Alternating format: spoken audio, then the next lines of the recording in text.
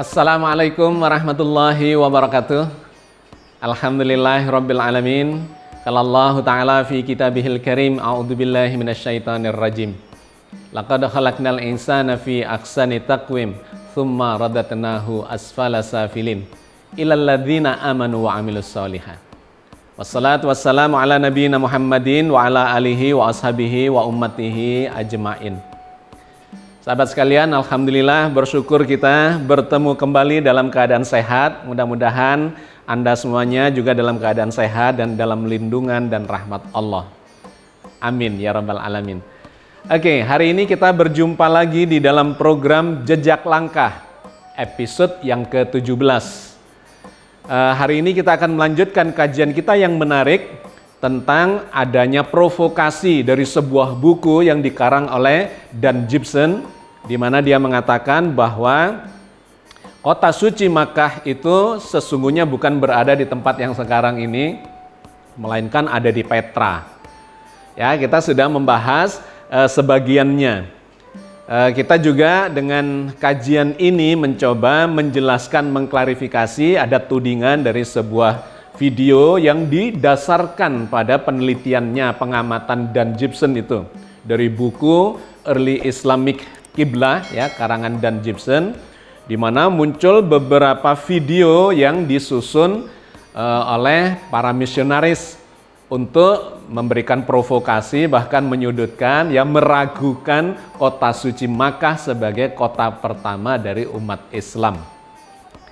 Kita akan melakukan kajiannya, melanjutkan kajian yang lalu secara mendetail berdasarkan pada sumber-sumber otoritatif di dalam Islam dan dikaitkan dengan sejarah. Nah, kita sudah melakukan kajiannya, silahkan diikuti episode-episode yang sebelumnya. Hari ini kita melangkah lebih jauh lagi, yaitu terkait dengan Nabi Muhammad, katanya video itu dan juga Dan Gibson di dalam bukunya, itu bukan lahir di kota Makkah, tetapi lahir di kota lain yang kemudian dia menyebutnya sebagai kota Petra. Dia punya berbagai argumentasi, ya, yang dicoba dikemukakan di situ untuk menggoyahkan bahwa Nabi Muhammad itu lahirnya di kota Makkah yang selama ini sudah menjadi keyakinan umat Islam.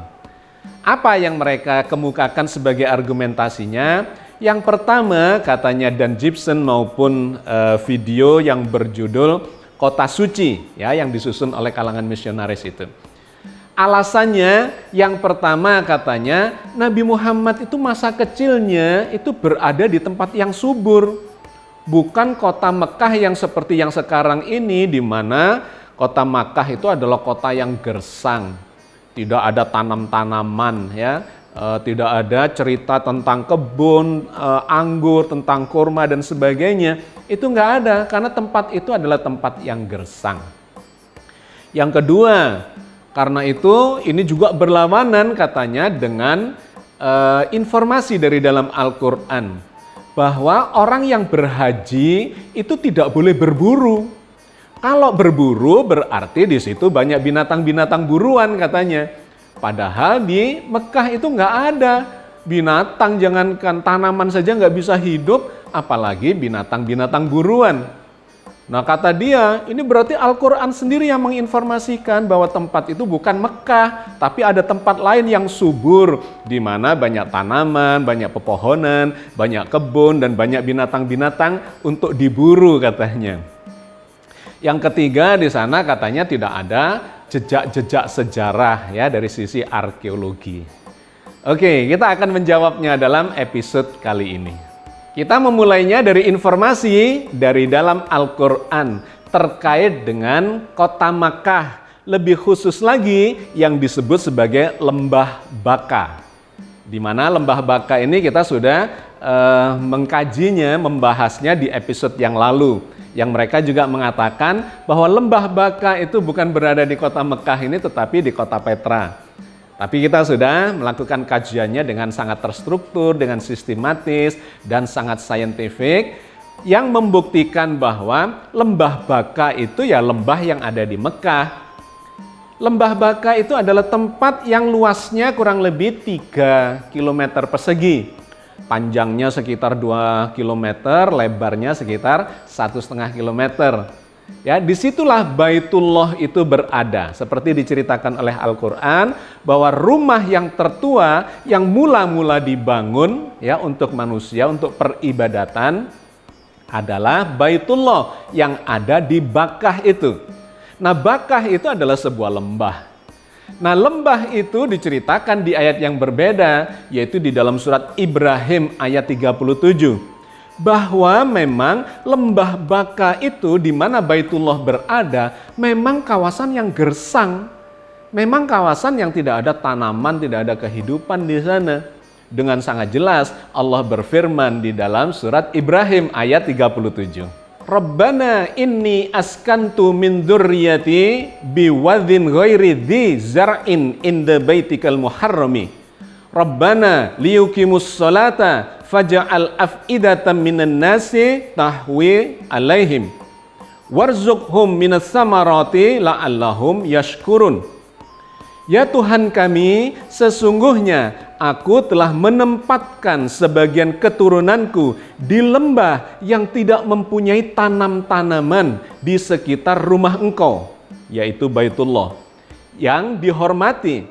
Ya Tuhan kami, yang demikian itu agar mereka mendirikan sholat, maka jadikanlah hati sebagian manusia cenderung kepada mereka. Dan berilah rezeki mereka dari buah-buahan, mudah-mudahan mereka bersyukur. Jadi sangat jelas Al-Quran menceritakan ketika Ibrahim mulai mendatangi kawasan yang kemudian dikenal sebagai lembah Bakkah itu. Atau kalau kita sekarang melihatnya di Arab Saudi disebut sebagai lembah Ibrahim.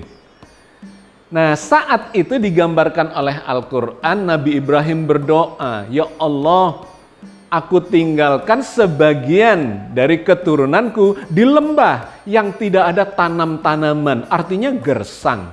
Lembah yang gersang.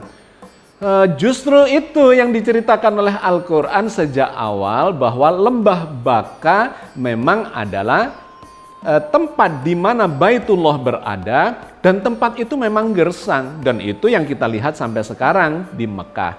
Kenapa? Karena lembah itu memang terdiri dari batu-batuan yang susah untuk ditanami. Tetapi itulah yang memang diceritakan Al-Quran, bahwa Baitullah berada di lembah Bakkah yang gersang. Ya, sampai sekarang sudah kita lihat buktinya. Tetapi kawasan itu kan sebuah lembah yang luasnya tidak terlalu luas.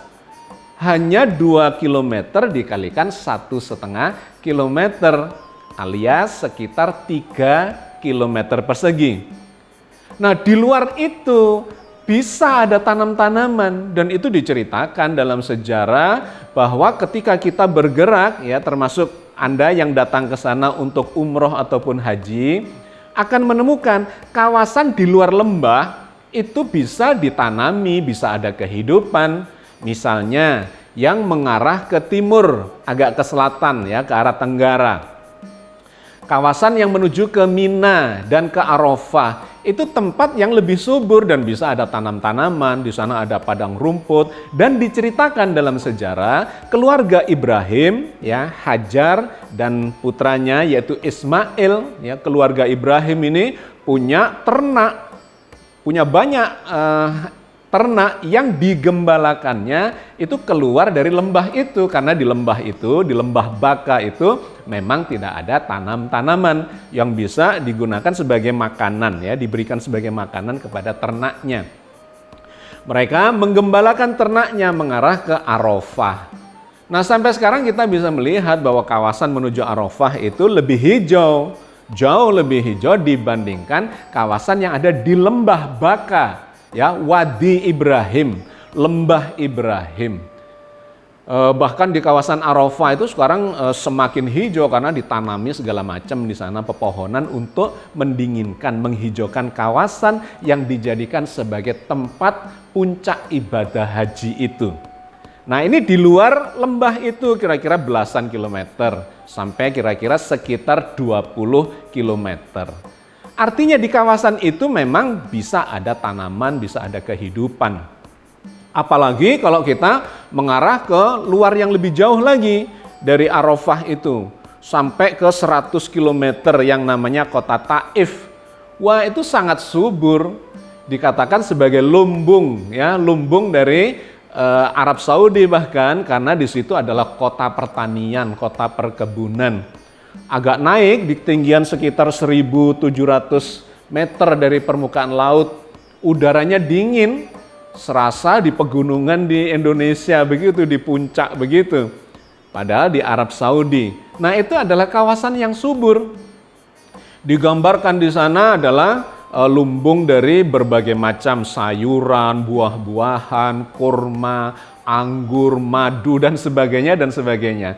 Anda yang pergi umroh atau haji bisa mengagendakan untuk melakukan perjalanan ke tempat itu. Oke ya, sahabat sekalian, poin penting yang ingin saya sampaikan adalah Lembah Baka memang tempat yang gersang, tetapi luasnya cuma sekitar 3 km. Di luar itu banyak tanaman, bisa ditanami, ada binatang-binatang, bahkan orang-orang yang menggembalakan ternak itu ada di sekitar sana. Nah, lantas pertanyaannya adalah, di manakah masa kecil Nabi Muhammad itu? Apakah beliau dilahirkan di kota Makkah dan menjalani masa kecilnya di kota Makkah? Maka silakan ditengok sejarahnya, dibaca. Janganlah Dan Gibson dan kalangan misionaris itu hanya mengambil sudut pandang yang seakan-akan menafikan cerita sejarah yang selama ini sudah menjadi keyakinan kita bersama. Bahwa Nabi Muhammad itu memang dilahirkan di kota Mekah, tetapi masa kecilnya ya itu dibawa ke kota Taif. Kota Taif itu adalah yang tadi kita ceritakan sebagai tempat yang subur di lereng pegunungan, ketinggiannya lebih dari 1.000 meter di atas permukaan laut, dingin, dan di sana adalah kota pertanian, ya, lumbung makanan. Nah, Nabi Muhammad itu masa kecilnya dilahirkan di Mekah pada sekitar tahun 571 Masehi. Kemudian beliau lahir sebagai seorang yatim karena bapaknya, ya, Abdullah bin Abdul Muthalib itu sudah wafat saat Nabi Muhammad berada di dalam kandungan beberapa bulan. Jadi terlahir sebagai seorang yatim. Nah, begitu terlahir, beliau disusukan, ya, kebiasaan bangsawan Quraisy pada waktu itu adalah menyusukan anak-anaknya, bayi yang lahir itu kepada ibu susuannya. Ada beberapa ibu susuannya Nabi Muhammad, ada Suwaibah, ada Ummu Aiman, dan yang paling lama yang menyusukan beliau adalah Halimah As-Sa'diyah. Siapa itu Halimah As-Sa'diyah? Dia adalah penduduk kota Taif. Nah, Nabi Muhammad ini selama 2 tahun dibawa oleh Halimah As-Sa'diyah ini ke Taif, kota yang subur, yang dingin, yang di sana banyak perkebunan, ya, kebun anggur, kebun kurma, sayuran, buah-buahan, madu, dan sebagainya. Jadi memang masa kecil beliau itu berada di tempat yang subur, bukan di Lembah Baka, tetapi dibawa ke pedalaman. Ya, jaraknya kira-kira ya 75 sampai 100 km lah dari Lembah Baka itu. 2 tahun cukup disusukan, dikembalikan kepada keluarganya di Mekah, tetapi karena ada wabah digambarkan oleh sejarah pada waktu itu, dikembalikan lagi, dititipkan lagi kepada Halimah. Di mana? Di Taif, sampai 4 tahun kemudian. Jadi sejarah mencatat dengan sangat jelas masa kecil Nabi Muhammad itu berada di Taif sampai usia 6 tahun. Di sanalah digambarkan beliau salah satunya diajari menjadi penggembala, ya, menggembalakan binatang-binatang ternak miliknya keluarga Halimah itu. Nah, jadi sahabat sekalian, sesungguhnya sejarah Islam sudah jelas menggambarkan ini. Bahwa masa kecilnya Nabi Muhammad memang bukan di tempat yang gersang di kota Makkah, melainkan di Taif yang subur. Sama sekali tidak menyalahi sejarah yang kemudian digambarkan, diprovokasikan. Salah itu, masa kecilnya Muhammad itu memang bukan di Mekah tapi di tempat lain. Benar, bukan di Mekah tetapi ada di Taif. lahirnya di Mekah, usia 6 tahun kemudian dikembalikan kepada keluarganya dan tidak lama kemudian ibundanya wafat. Terus diasuh oleh kakeknya Abdul Muthalib sampai usia 8 tahun, kemudian wafat juga. Kemudian dilanjutkan diasuh oleh pamannya Abu Talib sampai dewasanya beliau, bahkan sampai beliau menjadi nabi. Nah, ini diceritakan oleh Al-Quran, digambarkan dalam surat Ad-Duha ayat 6 sampai ayat 8. Alam yajidka yatiman fa'awa wa wajadaka dhalam fahada wa wajadaka a'ilam fa'aghna. Bukankah dia, Allah, mendapatimu sebagai seorang yatim, lalu dia melindungimu, dan dia mendapatimu terlunta-lunta, lalu dia memberikan petunjuk, dan dia mendapatimu serba kekurangan, lalu dia memberikan kecukupan. Jadi itulah gambaran dari dalam Al-Quran maupun dari catatan sejarah di mana Nabi Muhammad itu lahir dan kemudian di mana beliau itu dibesarkan sampai usia remaja, dan setelah itu barulah kembali ke Makkah lagi untuk melanjutkan sejarah kehidupannya sampai menjadi seorang nabi dan seorang rasul. Jadi dari sini sudah kelihatan bahwa apa yang diprovokasikan oleh Dan Gibson maupun video ya kota suci yang dikarang, disusun oleh para misionaris itu tidak menemukan pijakannya. Nah, argumentasi berikutnya lagi katanya terkait dengan binatang buruan, ya, dikait-kaitkan dengan ayat-ayat terkait dengan haji, bahwa kan orang yang sedang berikhram pakai pakaian untuk melakukan ibadah haji itu kan dilarang berburu. Nah, ini kan menunjukkan kota Makkah itu sesungguhnya banyak ya, ada binatang-binatang buruan di sana. Tapi pada kenyataannya kan Mekah itu gersang, tandus, tidak ada binatang buruan itu. Nah, ini karena pemahamannya kurang baik saja. Jadi hanya ngambil satu ayat. Coba diambil informasi dari dalam Al-Quran itu terkait dengan banyak ayat. Saya cuplikan 2 ayat saja yang ada di dalam surat Al-Ma'idah ayat 95 dan 96. Apa yang dimaksudkan dengan larangan berburu pada saat berbaju ihram atau pada saat melakukan ibadah haji itu?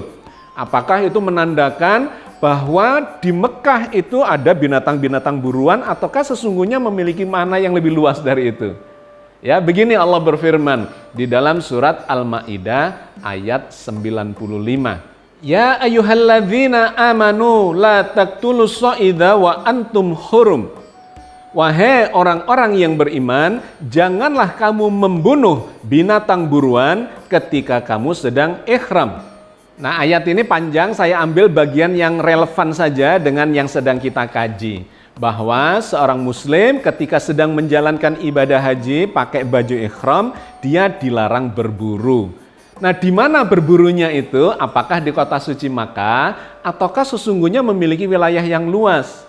Nah, diceritakan detailnya lebih jauh di ayat berikutnya.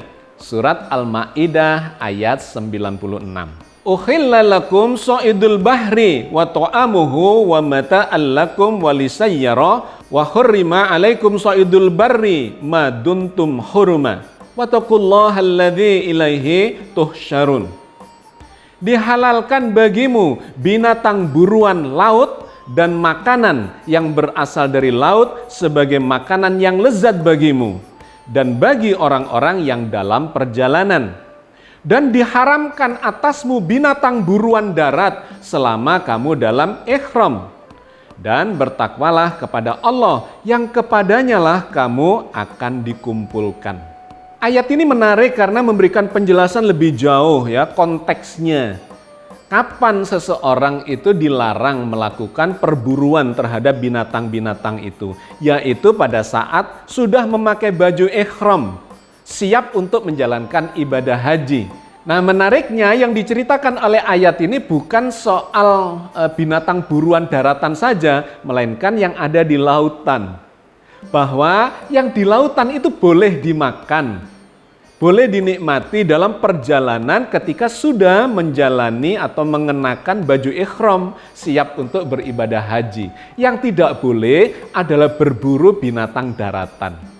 Nah, ini menggambarkan bahwa yang dimaksudkan pada saat orang melakukan haji itu bukan hanya soal di tanah suci Mekah, di lembah Baka tadi, melainkan ada satu batas tertentu yang bahkan diceritakan itu bisa berada di kawasan lautan, bukan hanya di daratan. Kenapa? Karena memang saat ibadah haji itu batas ya, mikotnya. Mikot itu adalah batas untuk menjalankan ibadah haji dan mulai dikenakan larangan. Di mana saat itu jamaah haji mulai mengenakan baju ihram. Dan ketika mengenakan baju ihram itu sudah meniatkan untuk haji, maka dikenai larangan, termasuk berburu binatang. Yang dilarang adalah binatang daratan, tapi binatang lautan diperbolehkan. Kenapa? Karena memang orang berhaji itu datangnya bukan hanya dari kota suci Mekah itu sendiri, melainkan dari berbagai wilayah, berbagai negara. Dari Irak, dari Mesir, dari Afrika, dari Indonesia, dari Cina, dari India, dari mana-mana yang mereka melintasi kawasan lautan dan daratan. Di mana setiap negara ya dari kawasan yang berbeda-beda itu memiliki mikot, memiliki batas ya, mulai mengenakan baju ihramnya itu berbeda-beda. Berbeda-beda. Misalnya nih, untuk kawasan orang penduduk Makkah, mereka cukup keluar dari kawasan Makkah itu, dari lembah Baka keluar lagi sedikit, ya ada kawasan namanya Ji'rona, Tan'im, Hudaybiyah, itu digunakan sebagai batas. Ya jaraknya kira-kira cuma belasan kilometer dari Makkah, dari pusat kota Makkah atau dari lembah Baka itu. Tetapi yang datang dari kawasan Indonesia misalnya, ya Singapura, Malaysia, Indonesia itu batasnya berbeda lagi, yaitu ada di Ya'lamlam. Nah, Ya'lamlam itu jaraknya dari Mekah sekitar 125 km. Jadi kawasan ini cukup panjang di mana di sana ada tanaman, ada binatang buruan dan sebagainya. Atau bagi orang-orang yang datang dari Mesir misalnya, batasnya itu di Juhfa, ya, Mesir dan kawasan-kawasan Maghribi namanya, negara-negara kawasan di barat kota Mekah. Jaraknya kira-kira 180 km. Mereka juga melintasi kawasan yang ada lautnya, ada daratannya. Makanya Al-Quran menggambarkan yang dilarang itu buruan binatang daratan. Tapi yang lautan boleh, ikan-ikanan, ya seafood boleh. Itu yang dari kawasan barat, ya dari kawasan Mesir. Nah ada lagi yang datang dari kawasan utara, dari kawasan Irak sana. Itu batasnya ada di sebuah tempat yang namanya Zatu Irak. Jaraknya kira-kira 100 km. Beda lagi dengan yang datang dari kawasan Madinah. Yang kawasan Madinah ini tempatnya batas ya, mikot makaninya atau tempat batas dia kemudian sudah meniatkan, boleh meniatkan untuk memakai baju ihram dan kemudian berlaku larangan menjalankan ibadah haji. Itu ada di Zulhulaifah, ada di satu tempat namanya Bir Ali. Jaraknya dari Mekah sekitar 450 km. Oke, sahabat sekalian, saya cuma ingin mengatakan bahwa cuplikan tadi ayat ya tentang haji, tentang berburu, ya, larangan berburu pada saat ihram yang digunakan oleh kalangan misionaris dan Dan Jimson itu salah memahaminya. Dia tidak paham tentang ayat itu. Padahal Al-Quran dengan sangat jelas mengatakan larangan berburu itu dikenakan pada saat ihram, dan pada saat ihram itu yang dilarang adalah binatang daratan, sedangkan binatang lautan boleh. Dan kemudian kita melihat data sejarahnya, batas-batas ya mikot makani itu memang berjarak puluhan kilometer sampai ratusan kilometer dari kota Makkah. Jadi jangan digunakan ayat itu untuk menggambarkan di Mekah itu adalah tempat yang subur, yang ada pepohonan, tanaman, tidak boleh dicabut katanya. Dan kemudian tidak boleh berburu di sekitar kota Mekah, khususnya lagi di lembah Baka. Ya tentu saja salah cara pemahaman yang seperti ini. Dia tidak paham dan menggunakan ayat itu dengan ketidakpahamannya untuk memprovokasi bahwa umat Islam ini salah menempatkan kota sucinya di Mekah. Karena Al-Quran katanya tidak menggambarkan seperti itu. Nah, salah besar.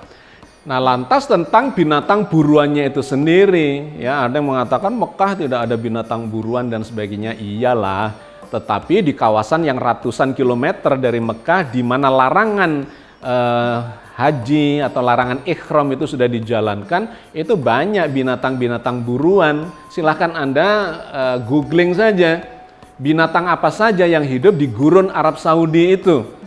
Bukan di lembah Bakanya memang, tetapi ada di kawasan di mana larangan ihram itu diberlakukan.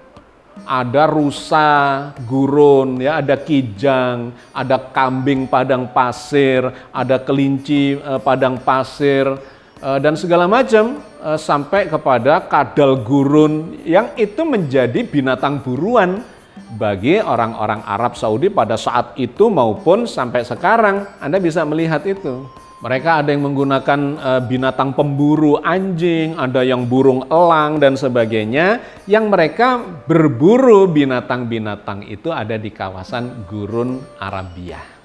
Oke, sahabat sekalian, saya kira saya cukupkan ya sampai di sini. Sudah sangat jelas bahwa provokasi dari Dan Gibson maupun para misionaris itu tidak mendapatkan pijakan yang benar secara ilmiah, secara sejarah, melainkan sekedar cocokologi untuk memprovokasi dan menggoyahkan iman umat Islam. Mudah-mudahan bermanfaat dan Allah terus membimbing kita di jalan yang diridhoinya. Amin ya rabbal alamin. Assalamualaikum warahmatullahi wabarakatuh.